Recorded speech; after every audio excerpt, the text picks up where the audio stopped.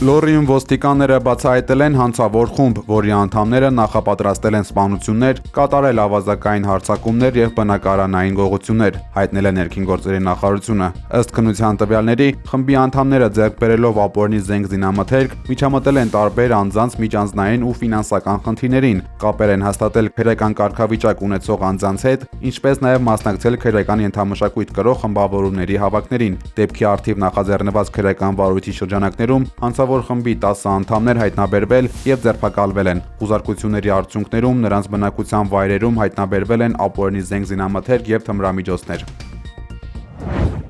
Հնարավոր է աշխատանքային օրենսգրքում փոփոխություններ արվեն ID քարտերի հերթերի պատճառով, հայտարարել է Աշխատանքի և սոցիալական հարցերի նախարար Արսեն Թորոսյանը։ Ըստ նրա, թեև քաղաքացիներին բավարար ժամանակ է տրվել ID քարտ և էլեկտրոնային ստորագրություն հանելու համար, սակայն շատերը դիմում են վերջին պահին։ Ստեղծված իրավիճակը կայունացնելու համար նախարարը հնարավոր է համարում դիմել Ազգային ժողովին աշխատանքային օրենսգրքում փոփոխություններ կատարելու առաջարկով։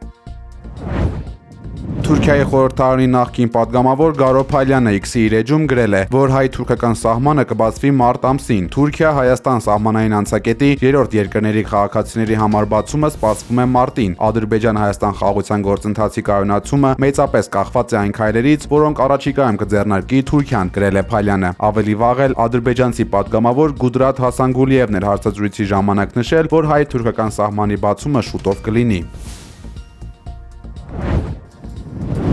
Աբու Դաբիում ավարտվել է Հայաստանի վարչապետ Նիկոլ Փաշինյանի և Ադրբեջանի նախագահ Իլհամ Ալիևի հանդիպումը։ Հանդիպման ընթացքում կողմերը քննարկել են տարածաշրջանային մի շարք հարցեր, ողջունել են Վաշինգտոնում ձեռք բերված պայմանավորվածությունների իրագործման առաջընթացը։ Քննարկվել են նաև երկկողմ առևտրի մեկնարկին, Ադրբեջանից Հայաստան նավթամթերքի մատակարարումներին, ինչպես նաև տարանցմանն առնչվող հարցեր։ Կողմերը վերահաստատել են խաղաղության և կայունության ամրապնդման ուղղությամբ աշխատանքները շարունակելու պատրաստակամությունը։ Ավելի վաղ հայտարարվել էր, որ Հայաստանի և Ադրբեջանի ղեկավարներն արժանացել են Զայեդ եղբայրության մրցանակի՝ ի նշան Հայաստանի և Ադրբեջանի միջև խաղաղության, հարաբերությունների կարգավորման և հակամարտության դադարեցման ուղղությամբ գործադրված ջանքերի։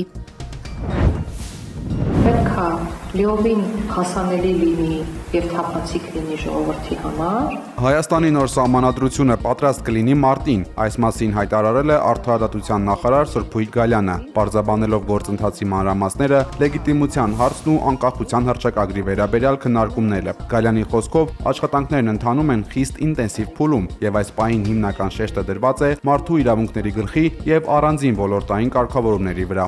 Անկախության հռչակագրի հետ կապված մենք համոզելու խնդիր չունենք որևէ մեկին։ Ներքին օրակարգն է, արտաքին օրակարգ, մեզ չի հետաքրքրում երրորդ երկրների պահանջ, ցանկություն, հուզմունք կլինի, ընդհանրապես չի հետաքրքրում։ Բազմաթիվ անգամներ շեշտել ենք, որ սահմանադրության հետ կապված աշխատանքները սկսվել են հեղափոխությունից հետո, այո, խնդիր չունենք համոզելու, որ դրա մասին չի խոսքը, որովհետև պատմությունը համոզիչ է արդեն։ Մենք աշխատանքները սկսել ենք 2018 թվականից, երբ դեռ պատերազմը չկար, եւ միակ բանը, որ ես հիմա կասեմ, մեր այն օրակարգն է, որով որ մենք առաջնորդվում ենք, եւ դա հետեւյալն է. խաղաղությունը, բավականին ծանր գնով ձեռք բերված խաղաղությունը պետք է փայփայել եւ Հայաստանի զարգացման համար ունենալ հստակ պլան, որը իր արտացոլումն անելու նաև սահմանադրության համատեքստում։ Եվրոպայում կրոնական ազատության ֆորումի նախագահ Յան Ֆիգելը X-ի իր միկրոբլոգում հայտարարել է, որ կազմակերպությունը խստորեն դատապարտել է հայ առաքելական եկեղեցու ազատության, ինքնավարության եւ անկախության դեմ ուղղված հարձակումները։ Ըստ հայտարարության, եկեղեցու ինքնավարությանը պետության աննախադեպ միջամտությունը լուրջ վտանգ է ներկայացնում Հայաստանի ազգային ինքնության համար եւ առաջացնում է մտահոգություններ կրոնական ազատության խախտումների վերաբերյալ մի երկրում, որը պատմականորեն առաջինն է ընդունել քրիստոնեությունը որպես պետական կրոն։ Որպես մտահոգիչ օրինակներ, կազմակերպությունը հատկապես մատնանշել է պաշտպանության նախարարի որոշումը վերացնելու հոգևորականների ինստիտուտը զինված ուժերում, ինչպես նաև եպիսկոպոսների տեղաշարժի արգելքները, որոնք նպատակ ունեն կանխել նրանց մասնակցությունը եպիսկոպոսատ ժողովին։ Յան Ֆիգելի խոսքով, նման քայլերը վնասում են ոչ միայն հոգևոր հաստատությանը, այլև հարվածում են ամբողջ երկրի եւ ազգի հիմքերին։ Թրամփի վարչակազմը համաձայնել է բանակցությունները Թուրքիայից տեղափոխել Օման։ Նախատեսված է, որ ԱՄՆ-ի եւ Իրանի միջև միջուկային քննարկումները տեղի կունենան ուրբաթ օրը, հայտնել է Axios պարբերականը։ Նախորդին Իրանը պահանջել էր փոխել ԱՄՆ-ի հետ հանդիպման վայրն ու ձևաչափը, ցանկանալով, որ դրանք տեղի ունենան Օմանում։ Թրամփը լրագրողների հետ զրույցում հայտնել էր, որ իրենք տարբեր գործողություններ են կատարել եւ այժմ իրանական կողմի հետ ակտիվ բանակցային փուլում են։ Սպիտակ տան խոսնակ Քերոլայն Լևիթը հայտնել է, որ Միացյալ Նահանգների ղեկավարն Իրանի հարցում քննարկում է շատ տարբերակներ, որոնցից մեկը ռազմական ուժի կիրառումն է։ Բանակցությունների կմեկնի ԱՄՆ-հատուկ բանագնաց Սթիվ Ուիթքոֆը։ Այս ամենի ֆոնին Թեհրանի երկնքում առաջին անգամ նկատվել են Ռուսաստանից գնված MiG-28N գիշերային որսորդ հարվածային ուղղաթիռները։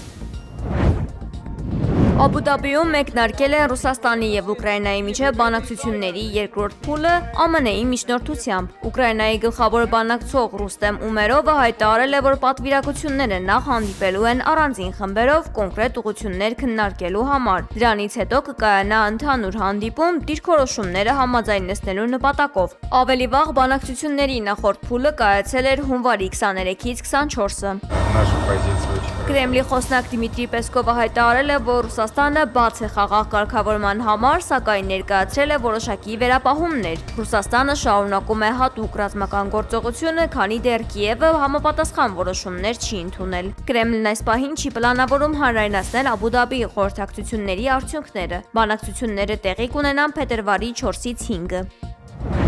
3 февраля в Киеве объявился генсекретарь НАТО Рюте. Ուկրաինայի տարածքում կամեցողների կոալիցիայի զորքերի հայտնվելը կտրականապես անընդունելի է։ Դրանք Մոսկվան կդիտարկի որպես օրինական ռազմական թիրախներ, հայտարարել է Ռուսաստանի արտաքին գործերի նախարարության ներկայացուցիչ Մարիա Զախարովան։ Նրա խոսքով Ռուսաստանը բազմիցս է հայտարարել, որ Ուկրաինայի տարածքում արևմտյան երկրների զորքերի տեղակայումը ցանկացած պատրվակով սպառնալիք կներկայացնի Ռուսաստանի անվտանգության համար։ Ավելի վաղ ՆԱՏՕ-ի գլխավոր քարտուղար Մարկ Ռյուտեն հայտարարել էր, որ կոալիցիայի անդամ երկրների զինված ուժերը Ուկրաինա կժամանեն Ռուսաստանի հետ խաղաղության համաձայնագրի կնքումից անմիջապես հետո։